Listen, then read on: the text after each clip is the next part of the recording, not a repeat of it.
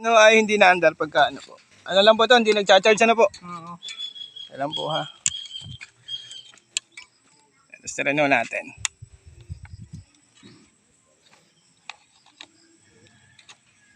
May karga naman po. Nalulubat na naman nga. Pagka po yung nalubat, di na andar. Itong city na ganito. Okay naman po. Start nyo nga po.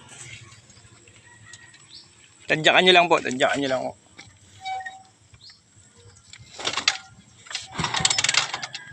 Wala nga po. Wala yung kanyang sa ano po, regulator. Pero tetesterin po muna natin. Ano po? Okay po, okay na po. Ano po natin. Titingnan muna natin to. Agala naman yung battery niya.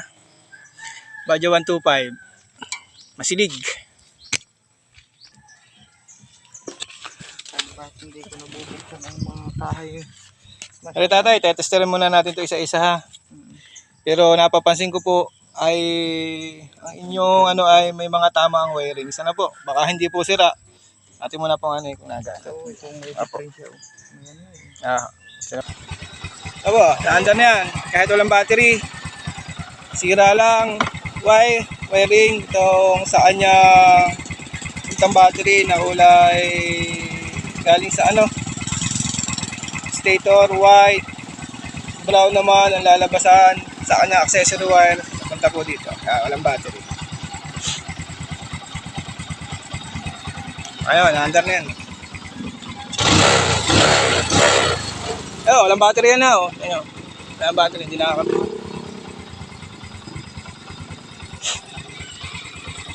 Ayun, talay ko lang. Hindi natagal ng motor. Bug na pare. Maganda pa yung ating itsura ng motor. Pero yung mga bakal ko na. Yan po, nailaw po ito dapat. Yan po ay sa accessory wire po yan, nailaw po yan. Papunta po sa CD yan. Okay na po yan. Ay, magcha-charge na yan. Kompleto na po yan. Yan po ay magcha-charge na, sigurado na po yan magcha-charge. Yan po ay wala po kayong papalitan. Hindi po kayo magpapalit dapat ng regulator, hindi po kayo magpapalit nito. Wiring lang po, may tama. Wala po kayong papalitan. Okay na po yan. CT125, charging problem. Walang pinalitan. Hindi masira regulator. Okay naman, pati stator, okay din. Nandar na yan, kahit walang battery. Tingnan lang natin kung nagcha-charge.